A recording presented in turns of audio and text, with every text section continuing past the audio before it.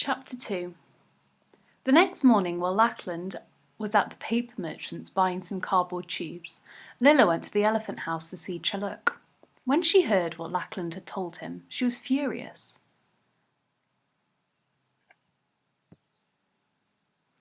Mount Marepi, Razvani, the royal sulphur, and he wasn't going to tell me. Oh, I'll never forgive him. That's a bit drastic, said Chaluk, who was busy making the elephant ready for his new job. He's only thinking of you. It's dangerous after all. You wouldn't catch me going up there. Huh, she said. It's all right to let me go and make golden sneezes and Java lights, I suppose, little baby things, but not to let me become a real firework maker. He wants me to stay a child forever. Well, I'm not going to, Chaluk. I've had enough. I'm going to Mount Marepi, and I'm going to bring back the royal sulphur, and I'll set up as a firework maker on my own, and put my father out of business. You'll see if I don't. No, wait. You ought to talk to him. But Lilla wouldn't listen. She ran straight home and packed a little food to eat and a blanket and a few bronze coins and left a note on the workshop bench. Dear Father, I have completed my apprenticeship. Thank you for all you've taught me. I am going to seek the royal sulphur from Razvani, the fire fiend, and I shall probably not see you again. Your ex-daughter, Lilla. Then she thought she could take something to show Razvani her skill, and packed a few self-igniting crackle dragons. One of the last things she had invented was a new way of setting them off. You just had to pull a string instead of setting light to them, because the string was soaked with a solution of fire crystals. She put 3 of them in her bag, took one last look around the workshop and slipped away. When Lachlan came back and found her note, he read it with horror. Oh, Lilla, Lilla, you don't know what you're doing, he cried, and he ran out into the alley. Have you seen Lilla? He asked the fried prawn seller. She went off in that direction about half an hour ago. She had a bundle on her back, added the batik painter. Looked as if she was going on a journey.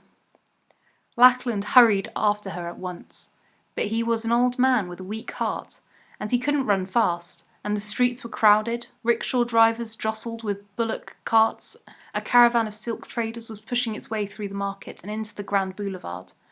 A procession was going past. The crowd was so thick that Lachlan couldn't move any further. The reason for all the excitement was that the white elephant was being led to its new owner. Chaluk was leading Hamlet at the head of the procession, and with them came the musicians playing bamboo flutes and banging teak drums, and dancers swaying and snapping their fingernails, and a troop of servants with tape measures ready to measure Hamlet's new home for the silk curtains and velvet carpets the owner would have to buy. Flags flapped and banners waved in the sunlight, and the white elephant shone like a snowy mountain. Lachlan forced his way through the crowd to Chaluk's side. Did you tell Lilla about Razvini and the royal sulphur? He panted.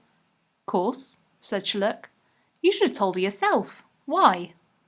Because she's gone, you wretch. She's gone by herself to Mount Marepi, and she doesn't know the rest of the secret. Is there more, then? Of course there is, said Lachlan, struggling to keep up. No one can go into the fire fiend's grotto without protection. She needs a flask of magic water from the goddess of the Emerald Lake. Otherwise she'll perish in the flames. Oh, Chaluk, what have you done? Chaluk gulped. They were nearly at the house of the white elephant's new owner, and they had to slow down to allow all the dancers and musicians and fire bearers to get through the gate first and form 2 lines for the white elephant to walk between. Then Hamlet whispered, just loud enough for Chaluk to hear, I'll find her. Help me get away tonight, Chaluk, and we'll go and take Lilla the magic water. Good idea, whispered Chaluk, beaming. Just what I was going to suggest. He turned to Lachlan and said, Listen, I've got a proposition. Me and Hamlet'll find her. We'll get out tonight, Emerald Lake, Goddess, Magic Water, Mount Marepi, nothing to it. Then Chaluk turned to the servants. Mind out the way, he called. We've got to get him round the corner. Dear, dear, what a narrow gate. That'll have to come down. And what's this? Gravel? You want the white elephant to walk on gravel? Fetch a carpet at once, a red one. Go on, hurry! He clapped his hands and the servants bowed and scampered away. In the background, the new owner was tearing his hair. Sherlock whispered to Lachlan once more. Don't worry, we'll get away tonight. All we need is a tarpaulin. A tarpaulin? Whatever for? No time to explain now. Just bring one to the gate tonight. And Lachlan had to make do with that. He went back to the workshop feeling heavy-hearted. All this while, Lilla had been making her way through the jungle towards the sacred volcano. Mount Merapi lay far to the north, and she had never seen it until late that afternoon. She came to a bend in the jungle path and found herself beside the river. The size of the great mountain made her gasp. It was far away on the very edge of the world, but even so it reached halfway up the sky, with the bare sides rising up into a perfect cone to the glowing crater at the top. From time to time the fire spirits who lived there rumbled angrily underground and threw boiling rocks high into the air. A plume of eternal smoke drifted from the summit to join the clouds. How can I ever get there? She wondered, and felt her heart quail. But she had chosen to make the journey, and she could hardly turn back when she'd barely begun. She shifted her bundle from one shoulder to the other and walked on. The jungle was a noisy place. Monkeys gibbered in the trees and parrots screeched. And crocodiles snapped their jaws in the river. Every so often Lilla had to step carefully over a snake sleeping in the sun, and once she heard the roar of a mighty tiger. There was no one to be seen except for some fishermen laboriously rowing their boats across to the other side of the river. She stopped and watched as they brought their boat in towards the bank when she was standing. They weren't making very good progress. There were 6 or 7 of them, and all their oars were getting in one another's way. As she watched, one of the fishermen missed the water completely with his oar, which swung round and clumped another fisherman on the head. The fisherman turned around and punched the first one, who fell off his seat with a squeal and dropped the oar into the water.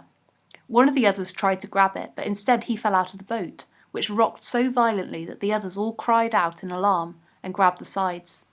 The man who'd fallen out was splashing and spluttering as he tried to climb back into the boat, and all the crocodiles basking in the shallows looked up, interested. Lilla caught her breath in alarm, but the fisherman was so helpless that she could hardly stop herself laughing, because when the man in the water leaned over the gunwale, all the men in the boat leaned over that side to help him, and the boat tipped over so far that they nearly fell in two. They suddenly realised what was happening and let go, and then the boat tipped back the other way, and they all fell on their backs, and the crocodiles slid off the sandbank and began to swim towards them. "Oh, pull 'em in, you stupid creatures," Lilla cried. "Over the end. Not over the side." One of the fishermen heard her and hauled the man over the stern to lie in the bottom, flopping and gasping like a fish. Meanwhile, the boat had drifted into the side, and Lilla put her hands out to stop it bumping. As soon as they saw her, the fishermen nudged one another. "Look," said one. "Go on," muttered one of them. "You ask her." "No, it was your idea. You do it." "It wasn't me, it was Chang." "Well, he can't say anything. He's still full of water." Finally, one of them snorted with impatience and stood up, making the boat rock alarmingly. He was the stoutest man in the boat, and by far the most impressive, for he wore an ostrich plume nodding in his turban and an enormous black moustache and a tartan sarong. "Miss," he said, "would I be correct in supposing that you were hoping to cross the river?" "Well, as a matter of fact, I was," said Lilla. He tapped his fingertips together with pleasure. "And would I also be correct in supposing that you had a little money?" "A little, yes," said Lilla. "Could you take me across? I'll pay you." "Look no further," he said proudly. "Rambashi's river taxi is at your service." "And I am Rambashi. Welcome aboard." Lilla wasn't sure why a river taxi should have the name "The Bloody Murderer" painted on the bow, nor why Rambashi should be wearing no less than 3 daggers in his belt, one straight, one curved, and one wavy. However, there was no other way to cross the river, and she stepped aboard, trying to avoid the man who'd been saved from drowning, who was still lying dripping at the bottom of the boat. The others took no notice of him at all, but rested their feet on him as if he was a roll of carpet. "Cast off, my brave lads!" cried Rambashi. Lilla sat at the prow and held the sides apprehensively as the bloody murderer swayed out into the current. Beside her she could hear the clash of oars as the blades banged together, the cries of pain as one man's handle struck another man's back, and the growling and cursing as the half-drowned man tried again to regain his seat. But she didn't take much notice, because there was plenty to look at on the water. There were dragonflies and hummingbirds and a family of ducks out for an afternoon cruise, and crocodiles practicing looking like logs, and all sorts of things. But presently she noticed that the rowers had stopped talking, and the boat wasn't rocking unsteadily as it had been when they were rowing. In fact, it was drifting. And the oarsmen weren't entirely silent either. She could hear whispers. "You tell her." "No, I don't want to. It's your turn." "You've got to. You said you would." "Let Chang do it. It's about time he did something." "He's not fierce enough. You do it." Lilla turned around. "Oh, for goodness sake," she said. "What are you?" But she didn't finish her sentence, because the sight that met her eyes, all the rowers had put down their oars, which was sinking out in all directions, and each rower had tied a handkerchief over his nose and mouth, and they were all holding daggers. Rambashi was holding two. They all jumped slightly when she turned round. Then they looked at Rambashi. "Yes," he said. "Fooled you! Ha ha! This isn't a river taxi at all. We are pirates. The fiercest pirates on the whole river. We'd cut your throat as soon as I look at you." "And drink your blood," one whispered. "Oh yes, and drink your blood. All of it. Hand over your money. Come on." He waved his dagger vigorously, so vigorously that the boat rocked and he nearly fell out. Lilla almost laughed. "Pay up," said Rambashi. "You're captured. Your money or your life. I warn you, we're desperate men."